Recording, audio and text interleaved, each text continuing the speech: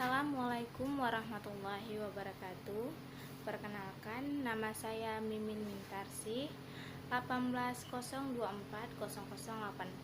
Saya mahasiswi Ilmu Komunikasi. Baiklah, di sini saya akan sedikit memberikan pembahasan terkait konvergensi media. Nah, apa sih itu konvergensi media? Konvergensi media merupakan proses penggabungan berbagai bentuk isi media yang terdiri dari teks, foto, gambar, audio, video, serta animasi yang dapat ditampilkan pada salah satu platform seperti telepon seluler, laptop, televisi, dan komputer. Melalui teknologi digital, memungkinkan isi media dapat dikirim ke seluruh platform media melalui internet, televisi, surat kabar, dan radio, di mana kemudian konsumen dapat menikmati melalui berbagai platform telepon seluler, gawai, notebook, laptop, televisi, pun konvergensi media menurut beberapa para ahli, seperti menurut Albert. Konvergensi media adalah fenomena bergabungnya berbagai media yang sebelumnya dianggap berbeda dan terpisah, yang meliputi media cetak maupun media elektronik seperti televisi, radio, surat kabar, dan komputer, menjadi satu ke dalam sebuah media tunggal. Kemudian ada Henry Jenkin mendefinisikan bahwa konvergensi media sebagai aliran konten di beberapa platform media, kerjasama industri dengan media, dan kegiatan migrasi media. Fenomena ini terjadi akibat kemunculan teknologi digital dan media baru. Nah, adapun manfaat dari mempelajari konvergensi media itu sendiri, yaitu dengan adanya konvergensi media, kita bisa menjadi orang yang melek media atau orang yang mengikuti perkembangan zaman. Dan segan membelajar konvergensi media, kita juga bisa membedakan mana yang baik dan mana yang buruk dalam bermedia. Kemudian kita juga bisa tahu perkembangan dari media itu sendiri. Nah, konvergensi media juga memiliki dampak negatif dan dampak positif. Kita akan membahas dulu dampak negatif. Dampak negatif dari konvergensi media yang pertama, perubahan gaya hidup masyarakat yang menjadi kecanduan teknologi. Nah, yang kedua, munculnya masyarakat digital atau masyarakat maya. Yang keempat, media cetak atau media tradisional atau media konvensional mulai kalah dengan media modern atau media baru yang disebut juga dengan media online. Nah, yang keempat yaitu kesenjangan sosial yang semakin besar.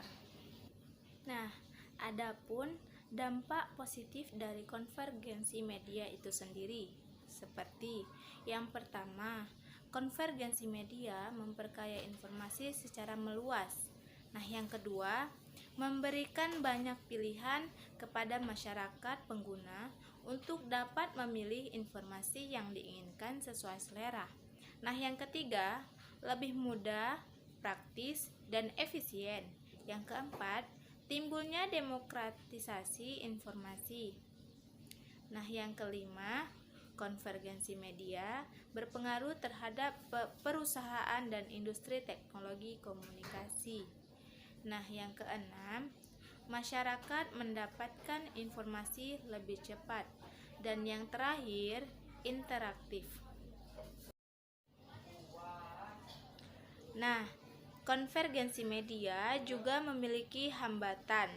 Hambatannya yaitu di tengah derasnya konvergensi media yang memudahkan siapa saja dapat membuat tulisan, kita juga menjumpai oknum-oknum yang tidak bertanggung jawab dalam menyebarkan arus informasi.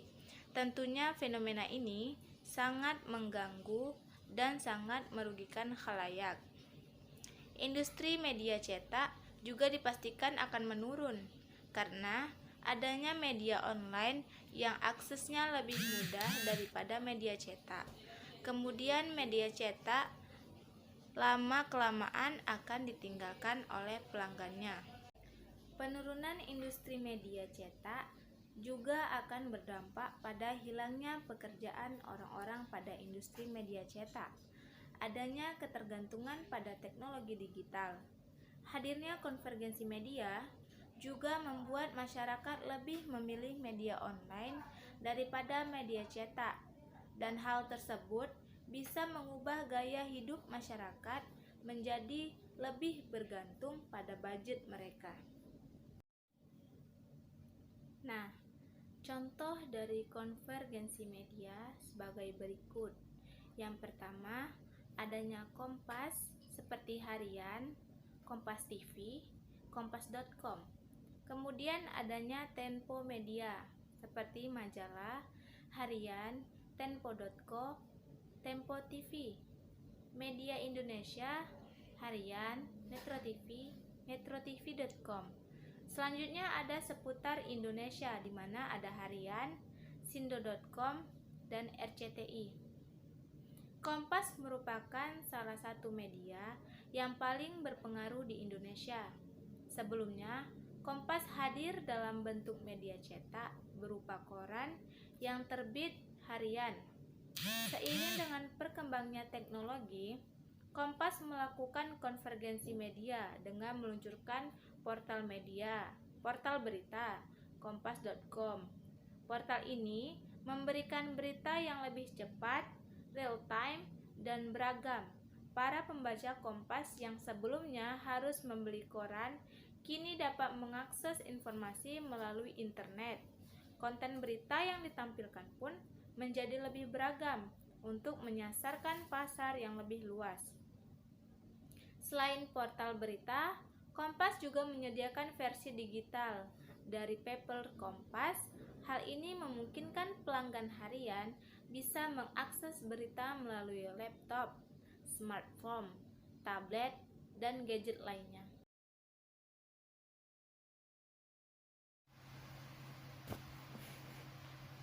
Dari segi bisnis, konvergensi membawa perubahan yang signifikan. Perubahan yang memiliki media cetak, online, televisi, dan radio harus lebih kreatif mencari iklan. Di sisi lain, pos pendapatan iklan tidak lagi semata-mata pada iklan baru. Menurut Nisland, Perkembangan media teknologi televisi informasi menguasai inilah 68% yang memicu biaya pertumbuhan iklan, perusahaan sedangkan media kabar di tanah hanya air. menguasai 30%, Kondisi ini akan berbanding lurus dengan tabloid meningkatnya dan persaingan majalah, antar media kebahagiaan dalam jatah meraih sebesar 2%, kue iklan dan sebagai sisanya nyawa dikuasai oleh dari portal perusahaan online. media Dalam untuk sejarah bertahan ini, dan terus menyampaikan informasi pada publik. Sebuah media bisa saja mendapatkan pendanaan dari subsidi toko-toko yang kekuatan finansialnya kuat, tapi tanpa pendapatan dari iklan, jalannya media akan pincang bahkan terhenti. Perusahaan media merupakan perusahaan yang sangat unik dan reward, berbeda dengan perusahaan lainnya seperti hotel atau jasa angkutan yang umumnya hanya dipimpin oleh satu big boss atau pemimpin tertinggi. Dalam perusahaan media, setidaknya ada 3 pimpinan, yaitu pimpinan perusahaan, pimpinan umum, dan pimpinan redaksi. Dalam konteks dinamika organisasi, menyatunya 3 pimpinan dengan sudut pandang dan latar belakang pendidikan yang barangkali berbeda, tentunya bukanlah hal yang mudah. Disinilah diperlukan kematangan dan pengalaman dalam mengelola dinamika dalam perusahaan media. Tujuannya agar media tetap bisa menjaga independensi, menyampaikan informasi secara faktual, namun juga pada waktu bersamaan dapat memperoleh pendapatan dari sektor iklan.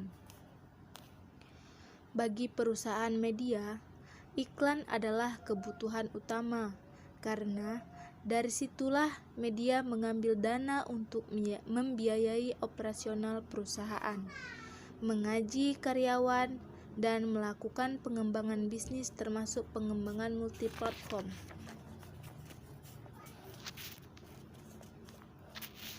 Jadi, sebenarnya terdapat kolerasi antara pendapatan media dengan proyek pembangunan multiplatform media, sebab membangun yang terakhir inilah mustahil bisa dilakukan tanpa adanya pendanaan. Konvergensi atau digitalisasi. Beragam jenis iklan media. Iklan merupakan sumber pendapatan media massa. Apapun platform medianya, iklan merupakan sumber pendapatan utama. Dalam konteks multiplatform media, ada beberapa jenis iklan yang dipadukan antara jenis iklan lama dengan jenis iklan online yang berkembang saat ini. Dalam sejarah periklanan tanah air tahun 2013, tercatat pertama kali iklan media online menyalip besaran iklan media cetak. Angka-angka ini menunjukkan bisnis media online semakin menjanjikan ke depan. 1. Iklan konvensional. Iklan konvensional terdiri dari iklan display dan iklan baris yang umum tersedia di seluruh media cetak. Sampai tahun 2015, sebagian besar pemain media online di tanah air masih mengandalkan pendapatan dari sektor iklan display dan iklan baris atau Arfi Bambi Amri 2015. Iklan display atau iklan gambar adalah iklan yang berisi kata-kata, gambar, dan grafis. Dalam media cetak, iklan ini dibedakan menjadi dua, iklan hitam putih atau BW atau iklan berwarna atau full color. Biaya iklan ini dihitung per milimeter dengan tarif berbeda antara media yang satu dengan media yang lainnya. Penempatan halaman juga mempengaruhi harga iklan. Kondisi ini juga terjadi pada media online dan multiplatform media.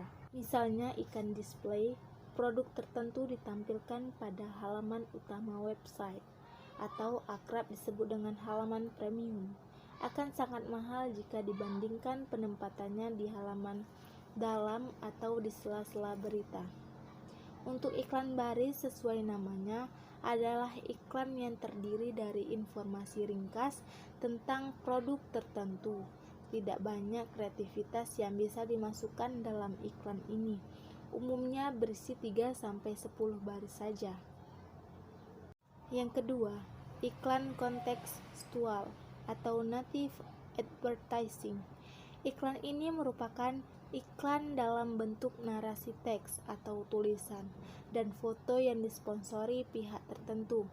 Teks iklan kontekstual bisa ditulis oleh orang yang ditunjuk oleh media massa dan disetujui sponsor iklan itu sendiri. Kompas merupakan salah satu perusahaan yang memiliki penulis khusus untuk menggarap iklan jenis ini. Pada headline laman kompas.com kerap ditemui iklan jenis ini dengan tulisan sponsored headline. Salah satu contoh iklan jenis ini bisa dilihat pada publikasi kompas.com pada 27 Juni 2015. Pada hari tersebut dimuat berita dengan judul Inspirasi, Eka Gustiawan meraih mimpi melalui speech compassing. Sponsor dalam berita itu adalah perusahaan IndiHome, situs belanja yang menjadi mitra pemasangan iklan di kompas.com. Kemudian yang ketiga ada iklan advertorial. Yang ketiga ada iklan advertorial. Adalah jenis iklan di mana kontennya berisi tentang capaian perusahaan atau promosi produk tertentu. Umumnya perusahaan atau lembaga pemasang iklan yang menyiapkan konten atau bentuk iklan tersebut. Mereka memiliki tim pendesain iklan, baik itu yang langsung pada perusahaan maupun dengan menyewa jasa pihak lain. Perusahaan media hanya memasang iklan itu dengan menerima bayaran dari jasa pemasang iklan. Nah, dapat disimpulkan tentang konvergensi media.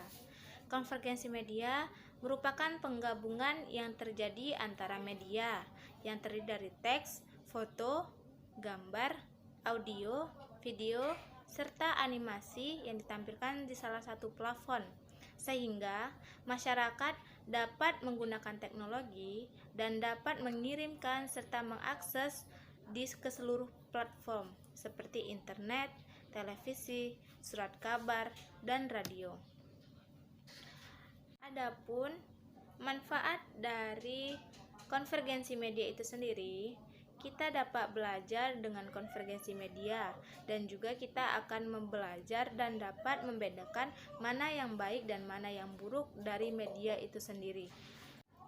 Tergantung bagaimana cara kita menyikapi dari perkembangan konvergensi media tersebut. Nah, konvergensi media juga memiliki dampak yang dapat merugikan khalayak banyak. Sekian yang dapat saya sampaikan. Semoga wawasan ataupun ilmu yang saya berikan dapat bermanfaat. Saya akhiri. Wassalamualaikum warahmatullahi wabarakatuh.